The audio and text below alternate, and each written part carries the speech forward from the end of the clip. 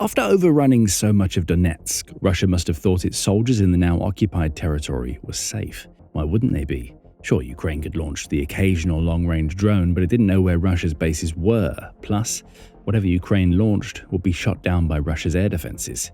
Ukraine just proved that arrogant thinking wrong.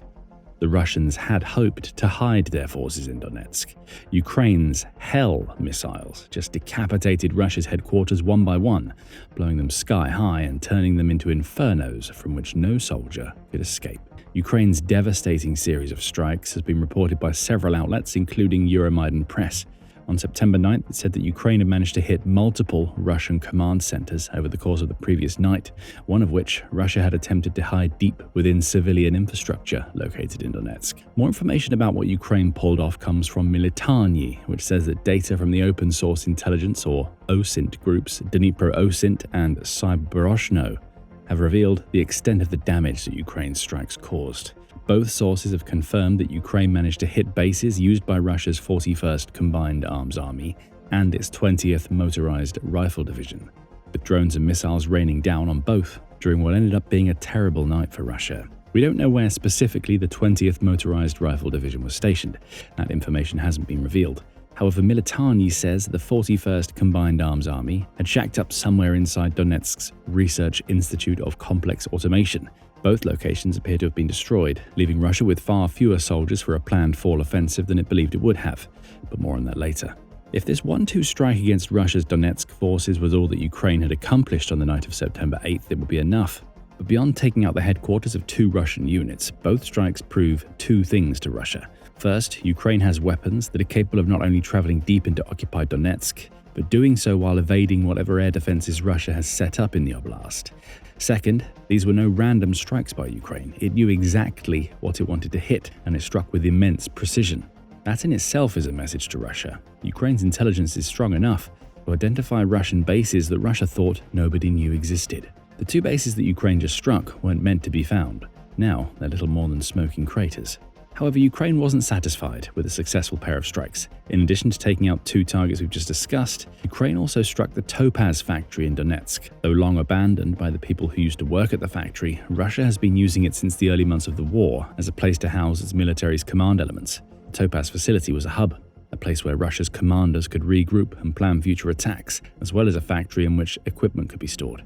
At the time of Ukraine's September 8th strike, Euromaidan Press reports, Russia had placed an army-level headquarters inside the Topaz factory, though the specific units or brigades using the facility are unknown. What is known is that Ukraine hit the factory hard, and there's footage to prove it. Shared to X by a user called Necromancer, several videos have emerged of the Topaz strike. One of these videos, which lasts for about a minute, shows several explosions on the ground, several of which lead to the formation of small mushroom clouds. That's interesting. It tells us that Ukraine hit the Topaz site with something more powerful than its normal long-range drones, which will be very worrying to Russia. Another of the videos Necromancer shares seems to show the aftermath of the attack. Intense flames are seen in the distance as smoke rises into the sky from multiple locations. Again, this suggests that Ukraine used something other than regular drones for the strike. The damage is too widespread, too severe. Another weapon was clearly utilized to create such massive fireballs. As for the final video shared by the X account, it doesn't seem to show much at first. There's a faint whizzing sound in the background, but that sound is soon drowned out by the noise being made by a young child, revealing that the video is being shot from inside an apartment building. However, the camera soon pans to what we know to be the Topaz factory in the distance. Not a lot happens for a few more seconds. Then, it does happen. An explosion right at the center of the plant. And just as with the first video, the explosion is followed by a small mushroom cloud. According to the Kyiv Post, a Ukrainian army officer and frequent military blogger named Kirilo Sazanov has also taken to Telegram to confirm that the Topaz factory was Ukraine's biggest target on the night of September 8th. Donetsk is being heavily bombarded with various targets, but the Topaz plant is definitely a priority, Sazanov reported. It was a Soviet military-industrial complex. There is simply plenty of room there for warehouses, workshops, and personnel. That is, the target is big. But information is leaking out there was also a headquarters there, where someone with very high shoulder boards was sitting. Very high shoulder boards. That implies that somebody fairly high up in Russian military command has made Topaz their base and perhaps was present at the facility when Ukraine launched its attack. Sazanov doesn't offer any more details beyond this vague insinuation. However, if he's right, Ukraine may have just claimed a major Russian scalp in addition to taking a facility Russia has been using since the early months of the war offline. There is one final piece of footage that proves Ukraine just pulled off some impressive strikes. Shared by The Sun's YouTube channel, this last video is more dramatic than the ones we mentioned earlier. While those show explosions and mushroom clouds, the video The Sun shares shows what Ukraine used to cause all of this destruction. At around the 1:16 mark of the video, we see something streaking through the air toward the Topaz plant. It looks vaguely like a drone, only it's moving much faster than you might expect, and as we know from the other videos, it will eventually produce an explosion that generates a mushroom cloud, suggesting that whatever this weapon might be, it's packed with a lot of explosive. That munition hits its target. Then The Sun's video quick cuts to several other clips, all showing Ukrainian weapons streaming through the skies, before it too showcases the first video we mentioned. By this point, you're likely asking a pretty obvious question. If Ukraine didn't use the long-range drones we already know about during these strikes, what did it use? Euromaidan Press offered some early speculation, stating that the footage shot from the site of the Topaz factory attack suggests that Ukraine used either its Peklo or Bars missiles. You didn't mishear that. Ukraine has used domestically produced cruise missiles to attack a trio of Russian bases in Donetsk, which explains why we saw mushroom clouds accompanying the many explosions seen in the videos we discussed earlier. The Kyiv Post followed up on Euromaidan Press's speculation, offering as close to a full confirmation as we're likely to get that Ukraine used the Peklo, at the very least, on September 8th. Post-strike images show grey mushroom clouds and two fires rising over the site. One geolocated video showed an attacking missile with a silhouette closely matching that of a Ukrainian Peklo, Hell, missile diving into a building, part of the former joint stock company Topaz, before detonating in a fiery orange ball, the outlet reports. When we say Ukraine unleashed hell on Russia in Donetsk, we mean it literally. The missile Ukraine used for its strikes is known as the Hell missile, and Russia just discovered why. The Kyiv Post also offers some details about how many of these missiles Ukraine used, noting that geolocated footage and reports from the scene show that it launched at least 5 Peklo missiles at the Topaz plant. Video recorded from several viewpoints showed the jet-propelled missiles diving in to hit and detonate. Multiple sources confirmed at least 5 strikes with major explosions taking place over a period of less than 30 seconds, shortly after 7:30 p.m. local time, the outlet confirms. That lines up with what we've seen in the shared footage so far, and it also tells us something important. Not only has Ukraine unleashed the Peklo on Russia's forces, but it's done so en masse. This is no isolated missile strike. Ukraine unleashed a full volley with at least 5 of its missiles hitting their targets, and likely many more besides, given that 2 other sites were hit beyond the Topaz plant. There's a hint of what awaits Russia's Donetsk forces in the future here. Ukraine doesn't just have missiles that it's building itself.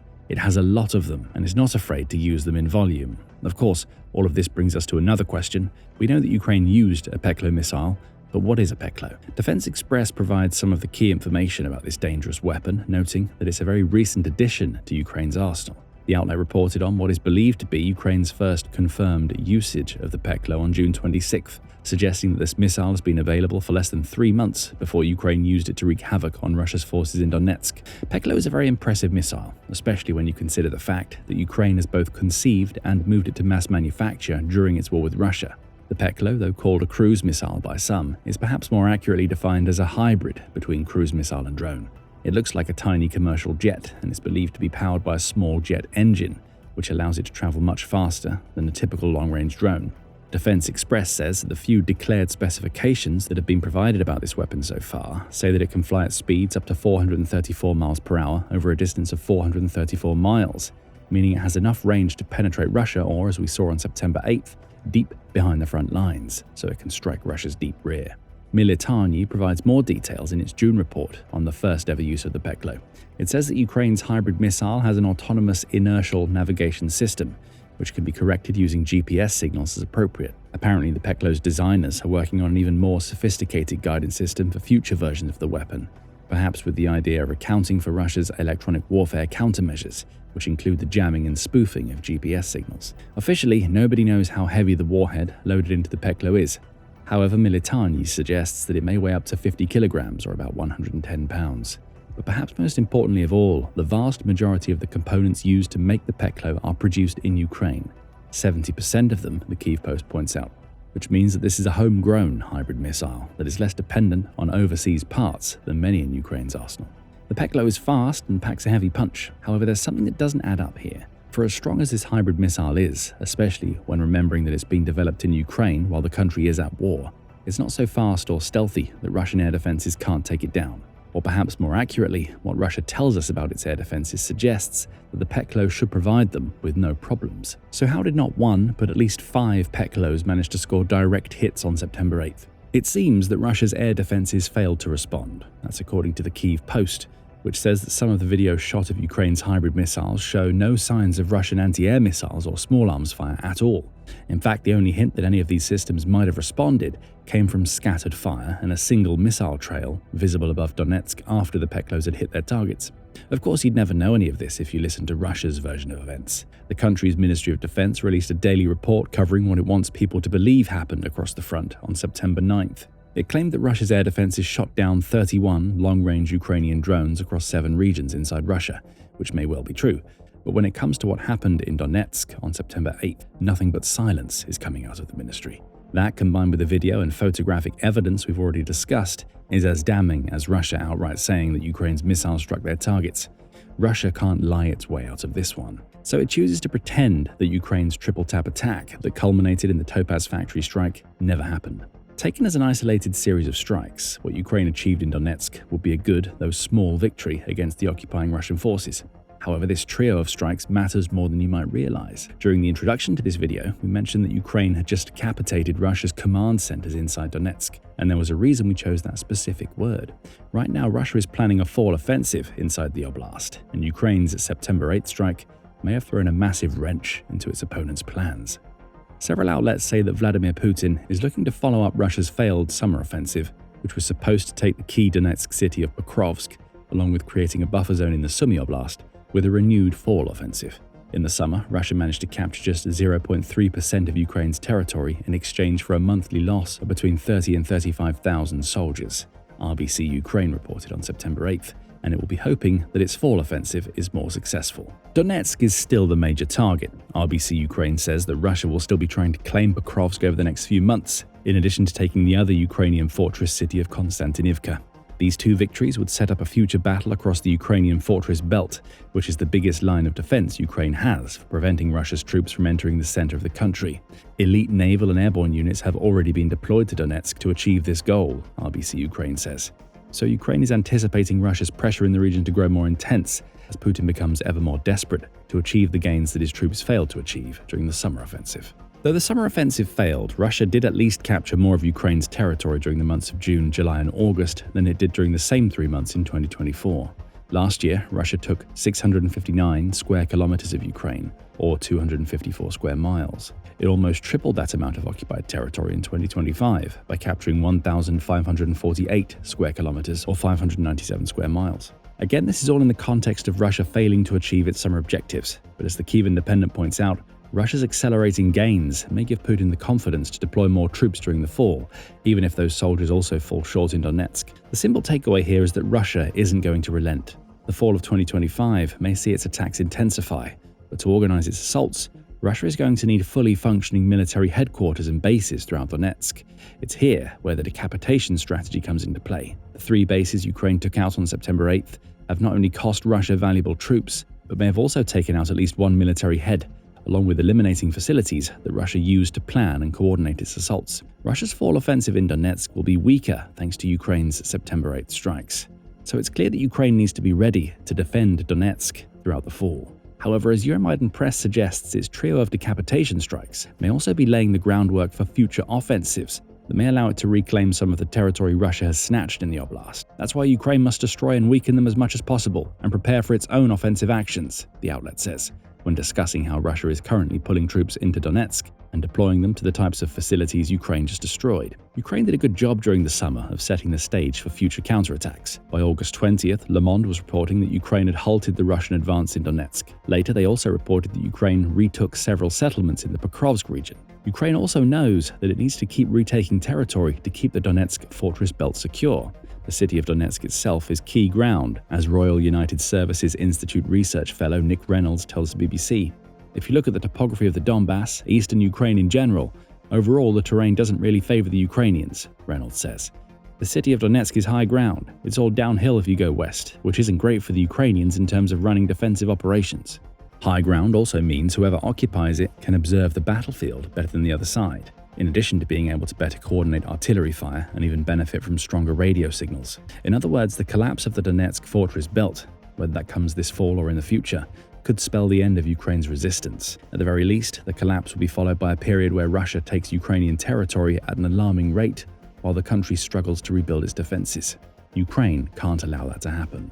That's why it needs to go on the offensive itself as Russia prepares for more assaults during the fall. By decapitating several parts of Russia's military using hybrid missile strikes in occupied Donetsk, Ukraine can create openings, regions inside Donetsk that Russia thought were safe, which could now be assaulted by Ukraine's troops. Of course, Ukraine will need a lot more missiles to make that happen. Over the last few weeks, several reports have been published highlighting how Ukraine is entering the mass production phase on several high-profile and domestically produced missiles. The Peklo is among those missiles, but Caliber reported on August 4th that Ukrainian President Volodymyr Zelensky has set a target for Ukraine to build 3,000 cruise and drone missiles by the end of the year. These missiles will enable Ukraine to not only strike deep into Russian territory and occupied Ukraine, thus damaging the Russian rear, but also allow the country to hit harder than it ever has before. Plus, building these missiles domestically also means that Ukraine doesn't have to worry about the possibility that it will be prevented from using missiles to strike against Russia. The US has already created an approval process that makes it difficult for Ukraine to use any of the long-range Western-made missiles it has in its arsenal on Russian territory. Ukraine doesn't want to risk being limited further in the future, so its mass production of more missiles is a must. September offered just a small taste of what Ukraine can do with its own missiles. A full menu is being prepared for Russia in the near future. And that menu may contain Flamingo, which is the name given to a powerful, long-range missile that the Kyiv Independent reported will enter mass production during the winter. This is a dangerous missile, so dangerous that it's capable of sending Russia back to the Stone Age. Find out more about what Ukraine's Flamingos can do in our video, and remember to subscribe to The Military Show for more coverage of Ukraine's latest strikes against Russia. And thank you, as always, for watching.